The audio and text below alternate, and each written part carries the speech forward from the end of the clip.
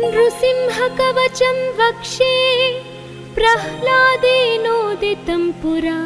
सर्वारक्षाकरं पुण्यं सर्वोपद्रवनाशनम्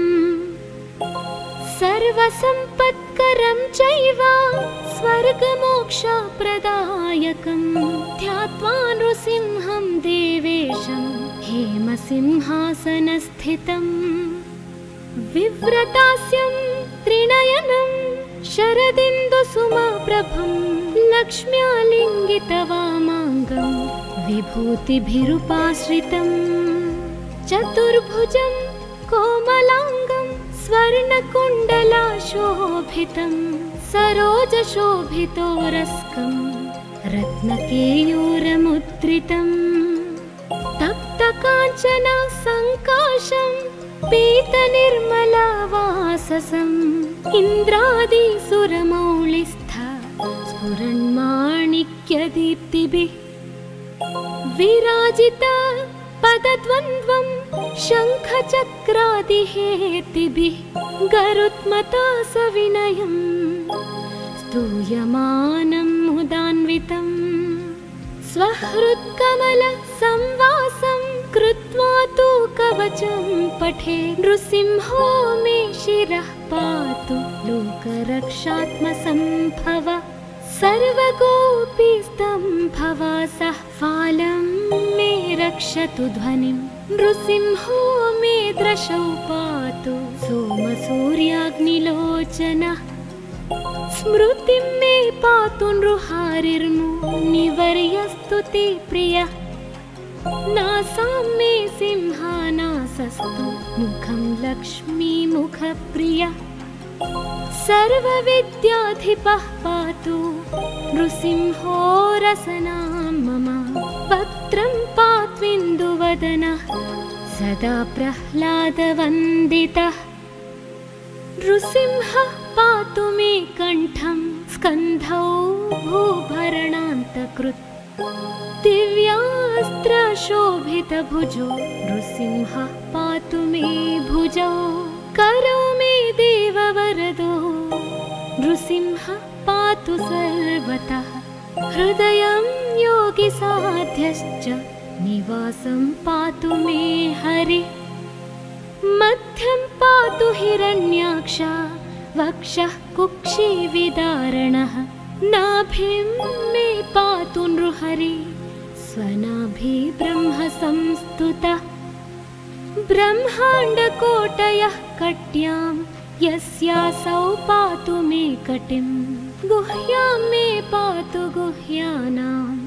मन्त्राणां गुह्यरूपधृक् ऊरो मनोभवः पातु जानुनी नररूपधृक् जङ्घे पातु धराभार हर्ता ये सौनृकेसरी सुरराज्यप्रदः पातु पादौ मे नृहरीश्वरः सहस्रशीर्षः पुरुषः पातु मे सर्वशस्तनुम् महोग्रः पूर्वतः पातु महावीराग्रजोऽग्नितः महाविष्णुर्दक्षिणे तु महाज्वालस्तु नैऋतौ पश्चिमे पातु सर्वेषु दिशि मे सर्वतोमुखः नृसिंहः पातु वायव्यां सौम्यां भूषणविग्रहः ईशान्यां पातु भद्रो मे सर्वमङ्गलदायकः संसारभयदः पातु मृत्युर्मृत्युर्नृकेसरी इदं नृसिंहकवचं प्रह्लादमुखमण्डितं भक्तिमान्यः पठेन्नित्यं सर्वपापैः प्रमुच्यते पुत्रवान् धनवान् लोके दीर्घायुरुपजायते यं यं कामयते कामं तं तं प्राप्नोत्यसंशयम् सर्वत्र जयमाप्नोति सर्वत्र विजयी भवेत् भूम्यन्तरिक्षदिव्यानां ग्रहाणां विनिवारणम् वृश्चिकोरगसम्भूत विषापहरणं परं ब्रह्मा राक्षसयक्षाणां दूरोत्सारणकारणम् भूर्जे वा तालपत्रे वा कवचं लिखितं शुभं करमूले धृतं येन सिद्धेयुः कर्मसिद्धयः देवासुरमनुष्येषु स्वमेवाजयं लभेत् एकसन्ध्यं त्रिसन्ध्यं वा यः पठेन्नियतो नरः सर्वमङ्गलमाङ्गल्यं भुक्तिं मुक्तिं च विन्दति 32 सहस्राणि पठेच्छुद्धात्मना नृणाम् कवचस्यास्य मन्त्रस्य मन्त्रसिद्धिः प्रजायते अनेन मन्त्रराजेन कृत्वा भस्माभिमन्त्रणम् तिलकं विन्यसेद्यस्तु तस्याग्रह भयं हरे त्रिवारं जपमानस्तु दत्तं वार्यभिमन्त्र्य च प्राशयेत्यो नरो मन्त्रं नृसिंहध्यानमाचरेत् तस्य रोगाः प्रणश्यन्ति ये च स्युः कुक्षिसम्भवाः किमत्र बहुलोकैना नृसिंहसदृशो भवेत् मनसा चिन्तितं यत्तु स तच्चाप्नोत्यसंशयम्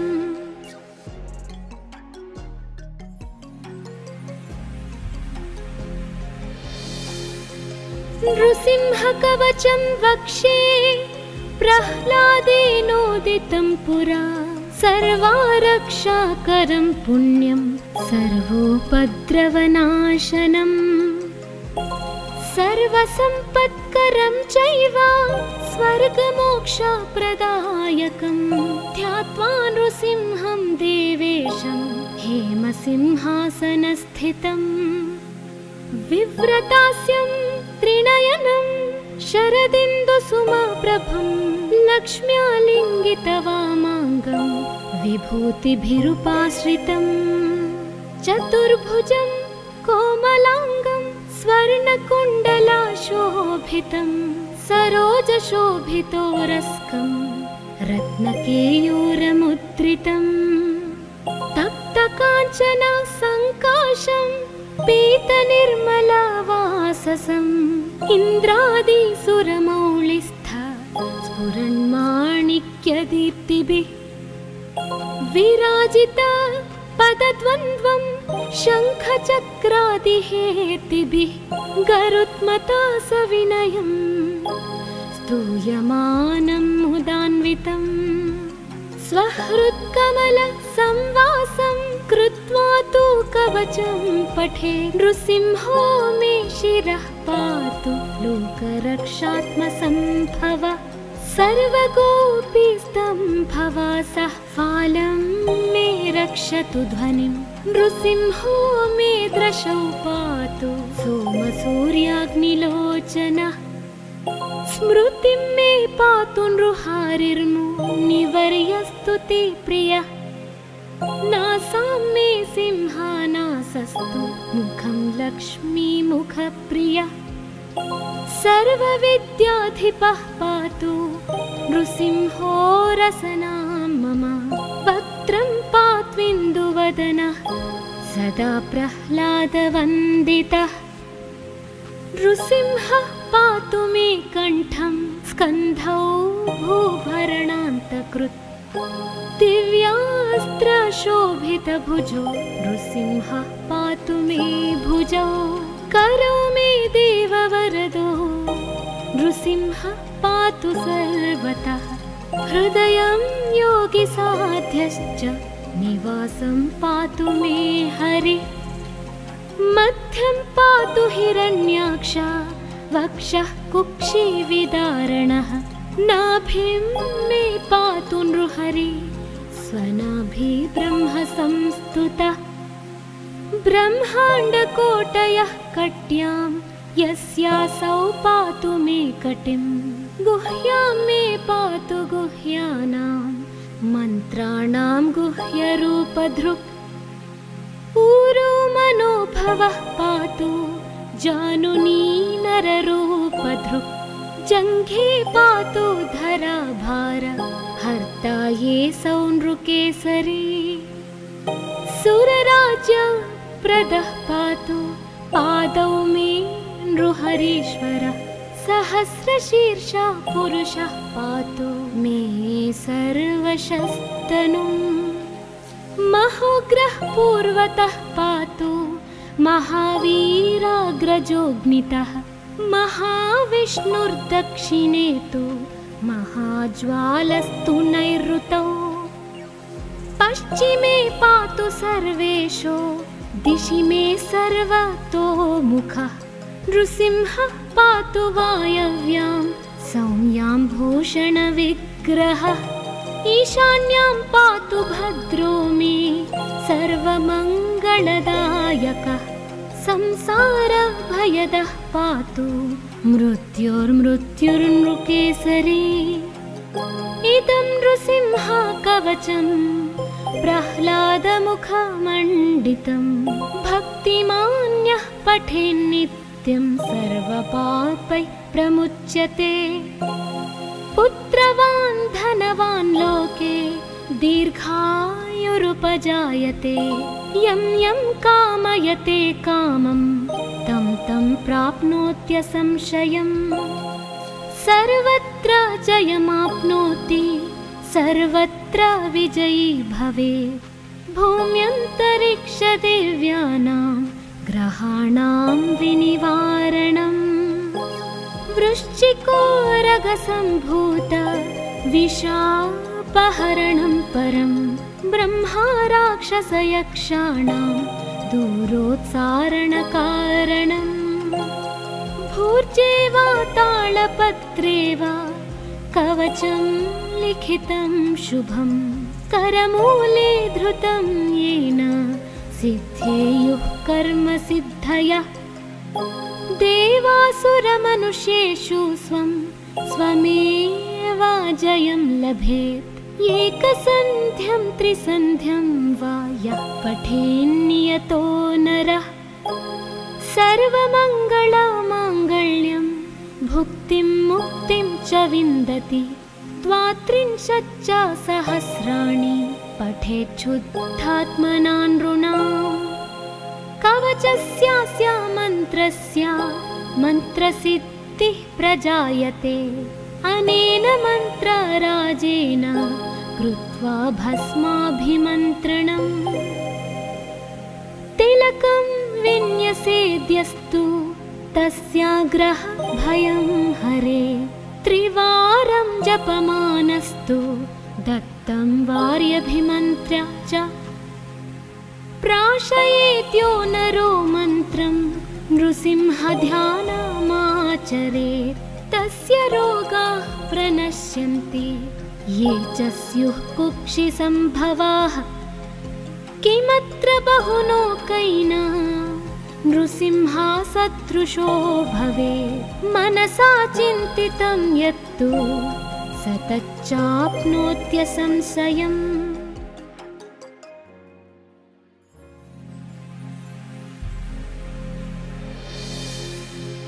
नृसिंहकवचं वक्षे प्रह्लादेनोदितं पुरा सर्वारक्षाकरं पुण्यं सर्वोपद्रवनाशनम् सर्वसम्पत्करं चैव स्वर्गमोक्षप्रदायकं ध्यात्वा नृसिंहं देवेशं हेमसिंहासनस्थितम् विव्रतास्यं त्रिनयनं शरदिन्दुसुमप्रभं लक्ष्म्यालिङ्गितवामाङ्गं विभूतिभिरुपाश्रितं चतुर्भुजं कोमलाङ्गं स्वर्णकुण्डलाशोभितं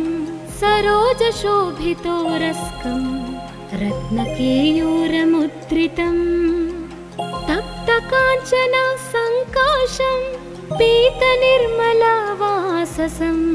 इन्द्रादिसुरमौलिस्थ स्फुरन्माणिक्यदीप्तिभिः विराजित पदद्वन्द्वं शङ्खचक्रादिहेतिभिः गरुत्मता सविनयम् स्तूयमानं मुदान्वितम् स्वहृत्कमलसंवासं कृत्वा तु कवचं पठे नृसिंहो मे शिरः पातु लोकरक्षात्मसम्भव सर्वगोपीस्तम्भवासः फालं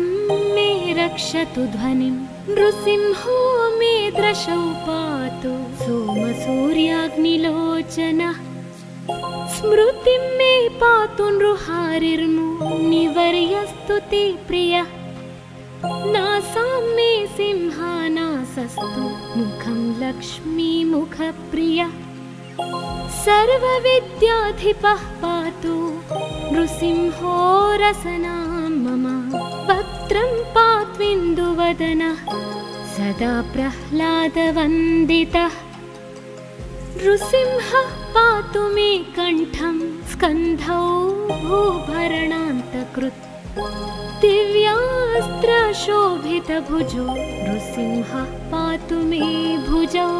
करौ मे देववरदो नृसिंहः पातु सर्वतः हृदयं योगिसाध्यश्च निवासं पातु मे हरिः मध्यं पातु हिरण्याक्ष वक्षः कुक्षिविदारणः नाभिं मे पातु नृहरिः स्वनाभि ब्रह्म संस्तुतः ब्रह्माण्डकोटयः कट्यां यस्यासौ पातु मे कटिं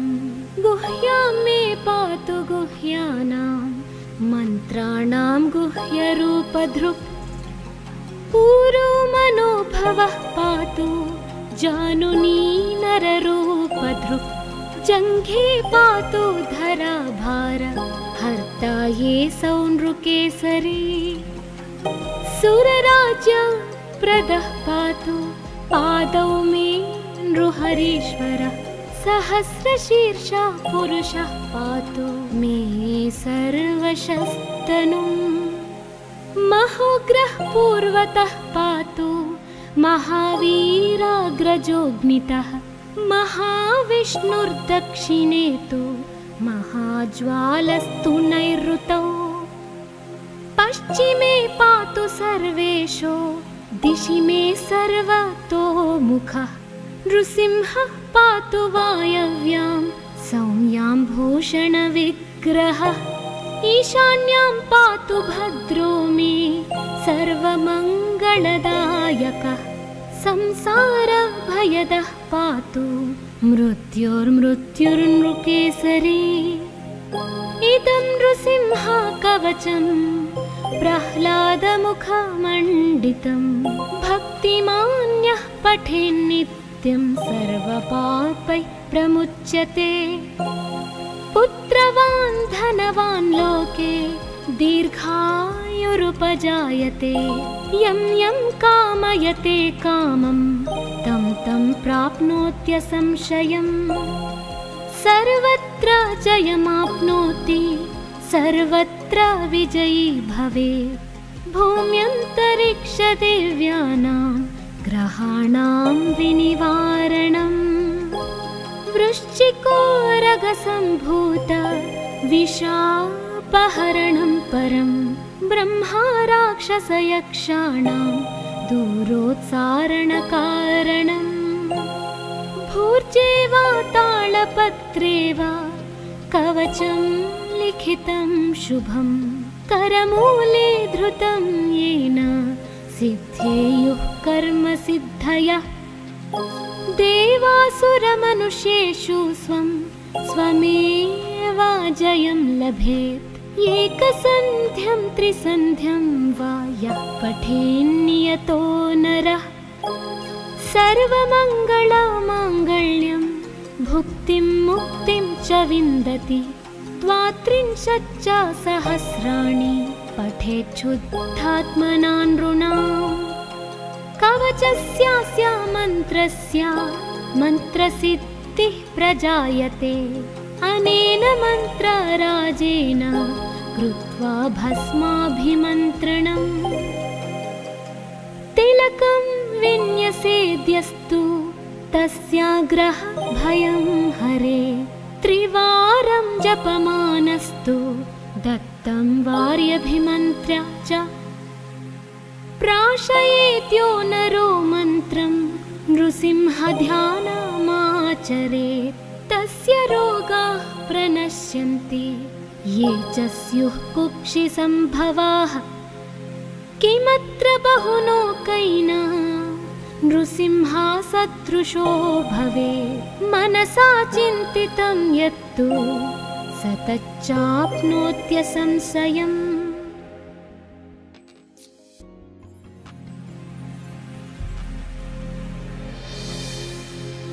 नृसिंहकवचं वक्षे प्रह्लादेनोदितं पुरा सर्वारक्षाकरं पुण्यं सर्वोपद्रवनाशनम् सर्वसम्पत्करं चैव स्वर्गमोक्षप्रदायकं ध्यात्वा नृसिंहं देवेशं हेमसिंहासनस्थितम् विव्रतास्यं त्रिनयनं शरदिन्दुसुमप्रभं लक्ष्म्यालिङ्गितवामाङ्गं विभूतिभिरुपाश्रितं चतुर्भुजं कोमलाङ्गं स्वर्णकुण्डलाशोभितं सरोजशोभितोरस्कं रत्नकेयूरमुद्रितं तप्तकाञ्चन सङ्काशं पीतनिर्मलवाससम् इन्द्रादिसुरमौलिस्थ स्फुरन्माणिक्यदीप्तिभिः विराजित पदद्वन्द्वं शङ्खचक्रादिहेतिभिः गरुत्मता सविनयं स्तूयमानं मुदान्वितं स्वहृत्कमलसंवासं कृत्वा तु कवचं पठे नृसिंहो मे शिरः पातु लोकरक्षात्मसम्भव सर्वगोपीस्तम्भवासः फालं मे रक्षतु ध्वनिं नृसिंहो मे दृशौ पातु सोमसूर्याग्निलोचनः स्मृतिं मे पातु नृहारिर्मुनिवर्यस्तु ते प्रियः नासां मे सिंहानासस्तु मुखं लक्ष्मीमुखप्रियः सर्वविद्याधिपः पातु नृसिंहो रसनां मम वक्त्रं पात्विन्दुवदनः सदा प्रह्लादवन्दितः नृसिंहः पातु मे कण्ठं स्कन्धौ भूभरणान्तकृत् दिव्यास्त्रशोभितभुजो नृसिंहः पातु मे भुजौ करौ मे देववरदो नृसिंहः पातु सर्वतः हृदयं योगिसाध्यश्च निवासं पातु मे हरिः मध्यं पातु हिरण्याक्ष वक्षः कुक्षिविदारणः नाभिं मे पातु नृहरि स्वनाभि ब्रह्म संस्तुतः ब्रह्माण्डकोटयः कट्यां यस्यासौ पातु मे कटिं गुह्यां मे पातु गुह्यानां मन्त्राणां गुह्यरूपधृक् ऊरो मनोभवः पातु जानुनी नररूपधृक् जङ्घे पातु धराभार हर्ता ये सौनृकेसरी सुरराज्यप्रदः पातु पादौ मे नृहरीश्वरः सहस्रशीर्षः पुरुषः पातु मे सर्वशस्तनुम् महोग्रः पूर्वतः पातु महावीराग्रजोऽग्नितः महाविष्णुर्दक्षिणे तु महाज्वालस्तु नैऋतौ पश्चिमे पातु सर्वेशो दिशि मे सर्वतो मुखः नृसिंहः पातु वायव्यां सौम्यां भूषणविग्रहः ईशान्यां पातु भद्रो मे सर्वमङ्गलदायकः संसारभयदः पातु मृत्युर्मृत्युर्नृकेसरी इदं नृसिंहकवचं प्रह्लादमुखमण्डितं भक्तिमान्यः पठेन्नित्यं सर्वपापैः प्रमुच्यते पुत्रवान् धनवान् लोके दीर्घायुरुपजायते यं यं कामयते कामं तं तं प्राप्नोत्यसंशयम् सर्वत्र जयमाप्नोति सर्वत्र विजयी भवेत् भूम्यन्तरिक्षदिव्यानां ग्रहाणां विनिवारणम् वृश्चिकोरगसम्भूत विशापहरणं परं ब्रह्मा राक्षसयक्षाणां दूरोत्सारणकारणम् भूर्जे वा तालपत्रे वा कवचं लिखितं शुभं करमूले धृतं येन सिद्धेयुः कर्मसिद्धयः देवासुरमनुष्येषु स्वमेव जयं लभेत् एकसन्ध्यं त्रिसन्ध्यं वा यः पठेन्नियतो नरः सर्वमङ्गलमाङ्गल्यं भुक्तिं मुक्तिं च विन्दति द्वात्रिंशच्च सहस्राणि पठेच्छुद्धात्मना नृणाम् कवचस्यास्य मन्त्रस्य मन्त्रसिद्धिः प्रजायते अनेन मन्त्रराजेन कृत्वा भस्माभिमन्त्रणम् तिलकं विन्यसेद्यस्तु तस्याग्रह भयं हरे त्रिवारं जपमानस्तु दत्तं वार्यभिमन्त्र्य च प्राशयेद्यो नरो मन्त्रं नृसिंहध्यानमाचरेत् तस्य रोगाः प्रणश्यन्ति ये च स्युः कुक्षिसम्भवाः किमत्र बहुलोकैना नृसिंहसदृशो भवेत् मनसा चिन्तितं यत्तु स तच्चाप्नोत्यसंशयम्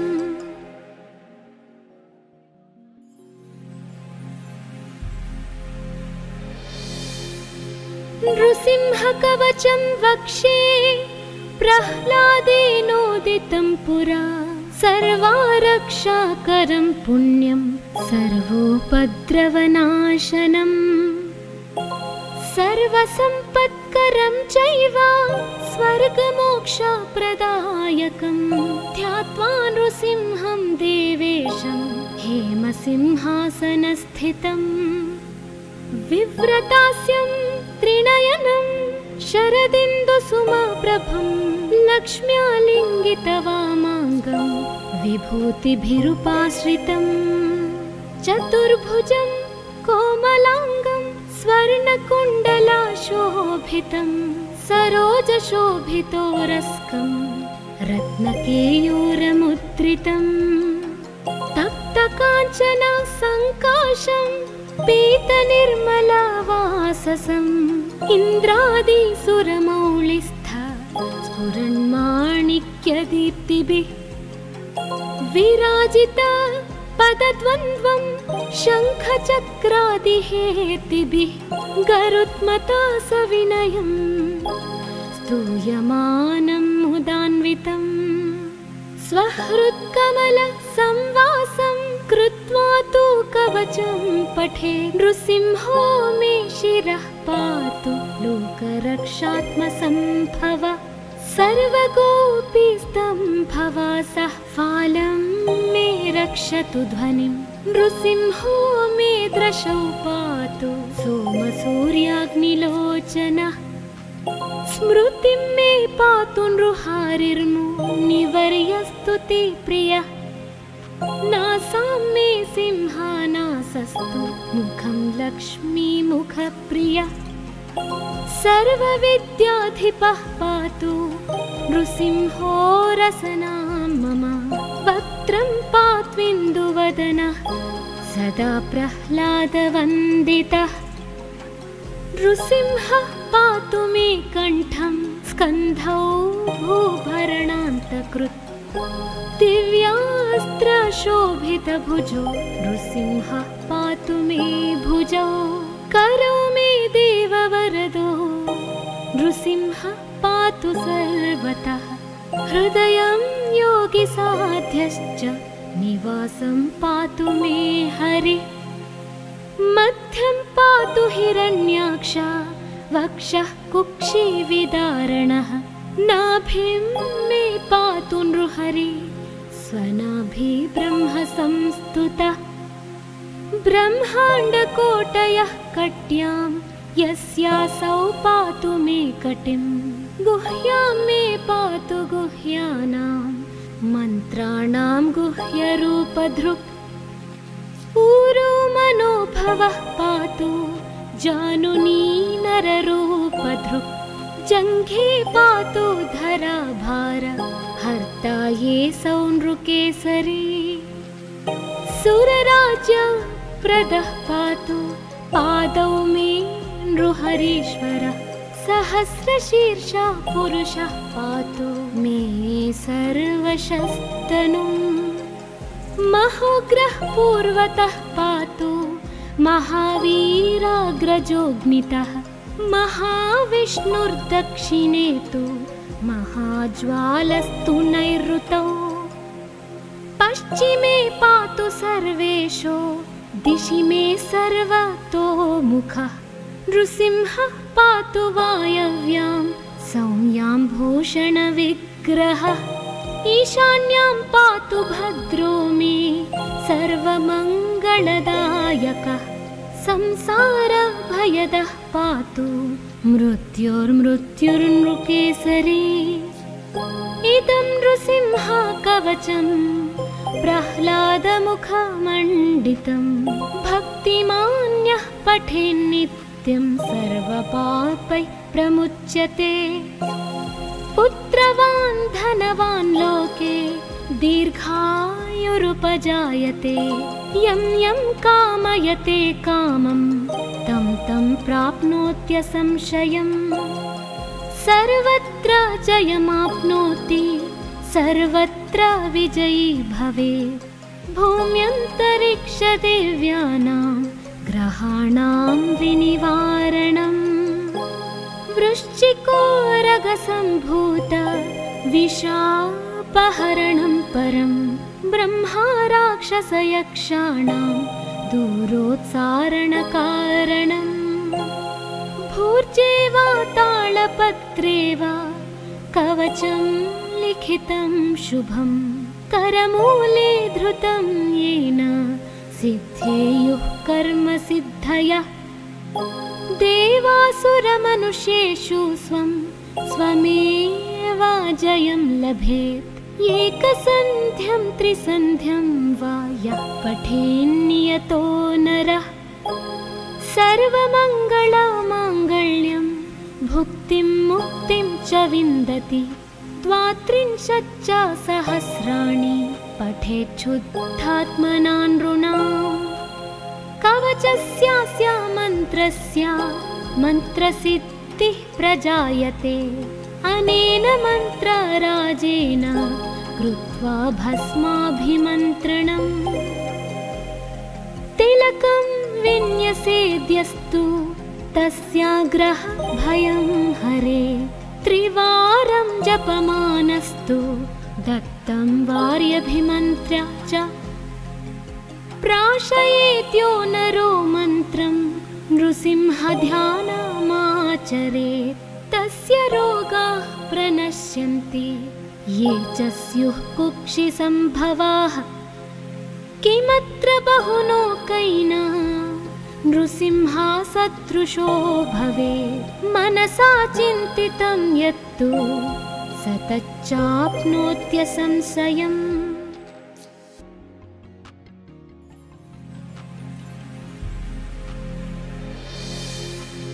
नृसिंहकवचं वक्षे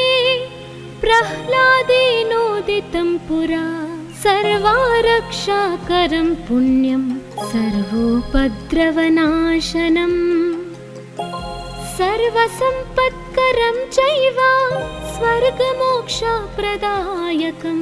ध्यात्वा नृसिंहं देवेशं हेमसिंहासनस्थितम् विव्रतास्यं त्रिनयनं शरदिन्दुसुमप्रभं लक्ष्म्यालिङ्गितवामाङ्गं विभूतिभिरुपाश्रितं चतुर्भुजं कोमलाङ्गं स्वर्णकुण्डलाशोभितं सरोजशोभितोरस्कं रत्नकेयूरमुद्रितं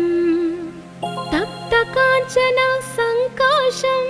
पीतनिर्मलवाससम् इन्द्रादिसुरमौलिस्थ स्फुरन्माणिक्यदीप्तिभिः विराजित पदद्वन्द्वं शङ्खचक्रादिहेतिभिः गरुत्मता सविनयं स्तूयमानं मुदान्वितं स्वहृत्कमलसंवासं कृत्वा तु कवचं पठे नृसिंहो मे शिरः पातु लोकरक्षात्मसम्भव सर्वगोपीस्तम्भवासः फालं मे रक्षतु ध्वनिं नृसिंहो मे दृशौ पातु सोमसूर्याग्निलोचनः स्मृतिं मे पातु नृहारिर्मुनिवर्यस्तुति प्रियः नासां मे सिंहानासस्तु मुखं लक्ष्मीमुखप्रियः सर्वविद्याधिपः पातु नृसिंहो रसनां मम वक्त्रं पात्विन्दुवदनः सदा प्रह्लादवन्दितः नृसिंहः पातु मे कण्ठं स्कन्धौ भूभरणान्तकृत् दिव्यास्त्रशोभितभुजो नृसिंहः पातु मे भुजौ करौ मे देववरदो नृसिंहः पातु सर्वतः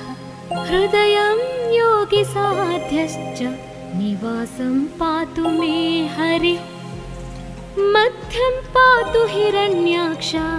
वक्षः कुक्षिविदारणः नाभिं मे पातु नृहरि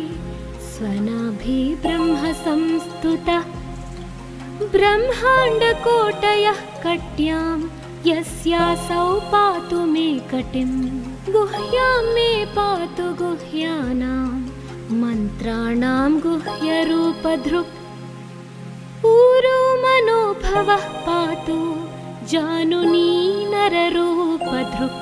जङ्घे पातु धराभार हर्ता ये सौनृकेसरी सुरराज्य प्रदः पातु पादौ मे नृहरीश्वरः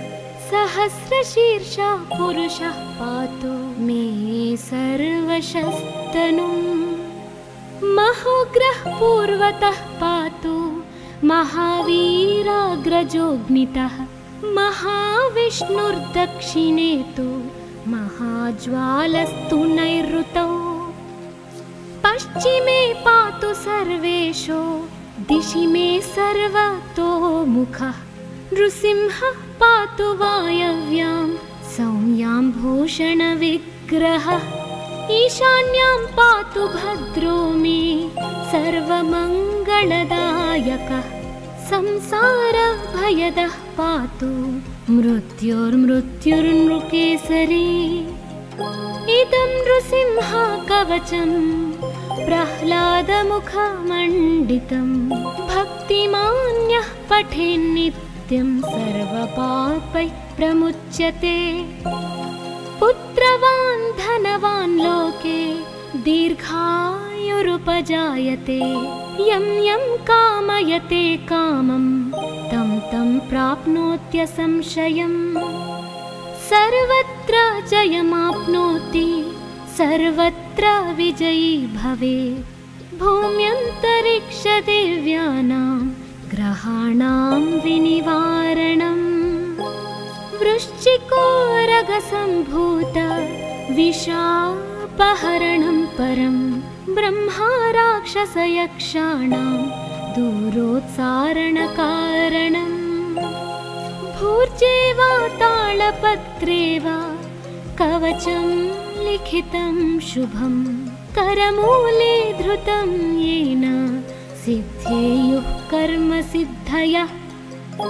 देवासुरमनुष्येषु स्वमेवाजयं लभेत् एकसन्ध्यं त्रिसन्ध्यं वा यः पठेन्नियतो नरः सर्वमङ्गलमाङ्गल्यं भुक्तिं मुक्तिं च विन्दति 32 सहस्राणि पठेच्छुद्धात्मना नृणाम् कवचस्यास्य मन्त्रस्य मन्त्रसिद्धिः प्रजायते अनेन मन्त्रराजेन कृत्वा भस्माभिमन्त्रणम् तिलकं विन्यसेद्यस्तु तस्याग्रह भयं हरे त्रिवारं जपमानस्तु दत्तं वार्यभिमन्त्र्य च प्राशयेत्यो नरो मन्त्रं नृसिंहध्यानमाचरेत् तस्य रोगाः प्रणश्यन्ति ये च स्युः कुक्षिसम्भवाः किमत्र बहुलोकैना नृसिंहा सदृशो भवेत् मनसा चिन्तितं यत्तु स तच्चाप्नोत्यसंशयम्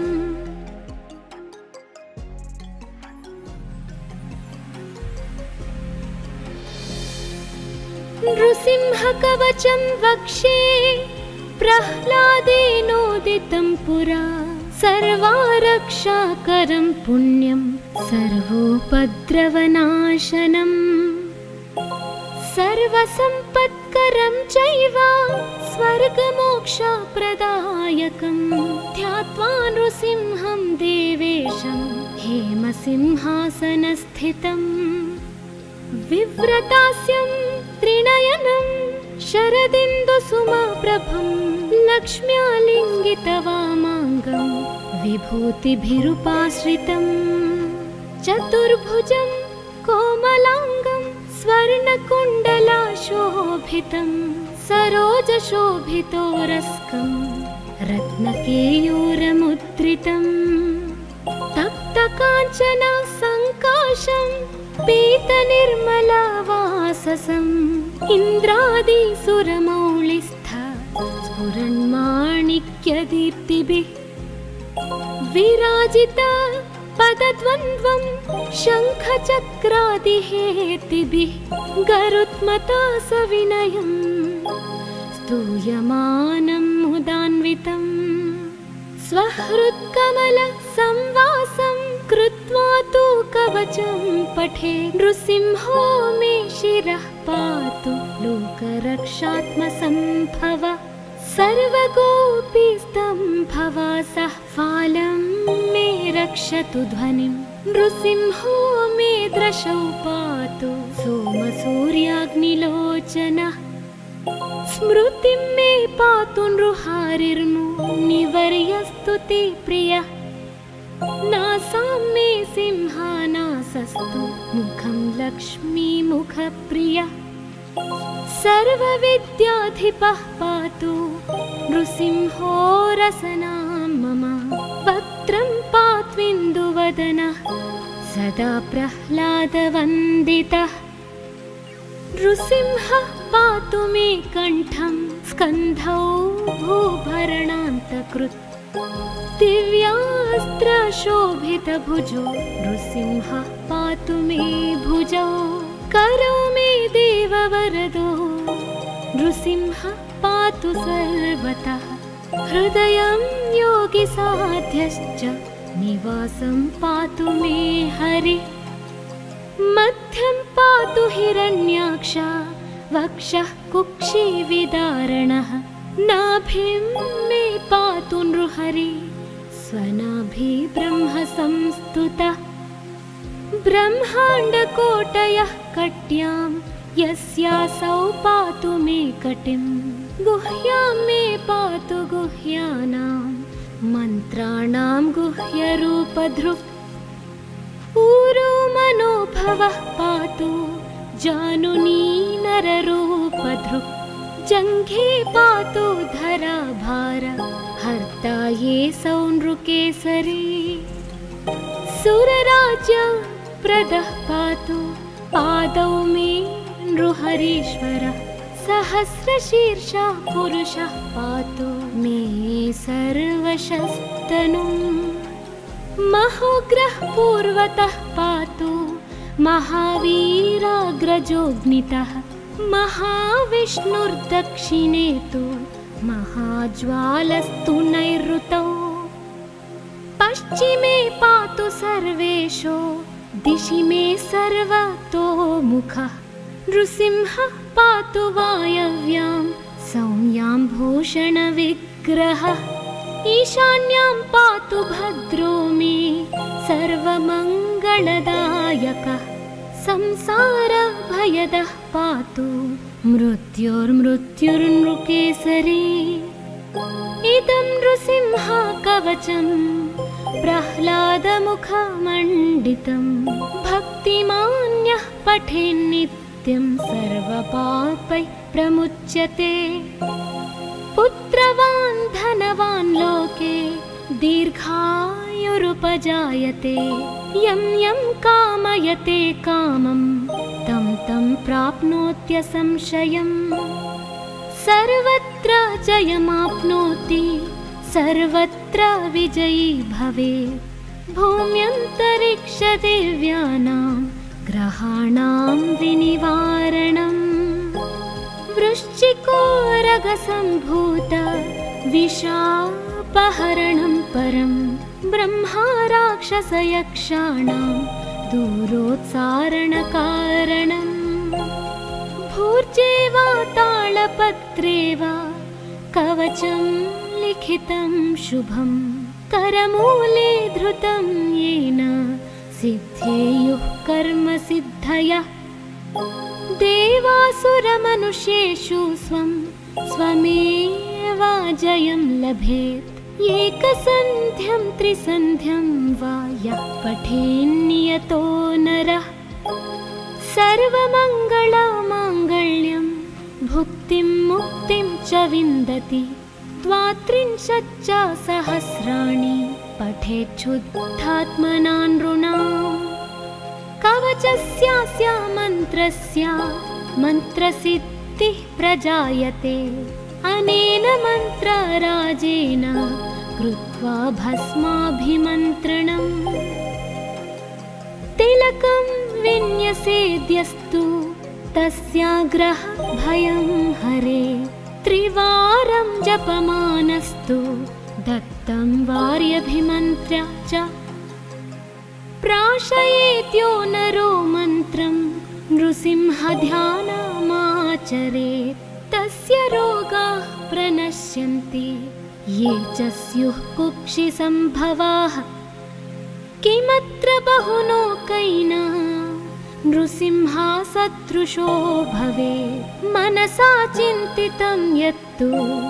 स तच्चाप्नोत्यसंशयम्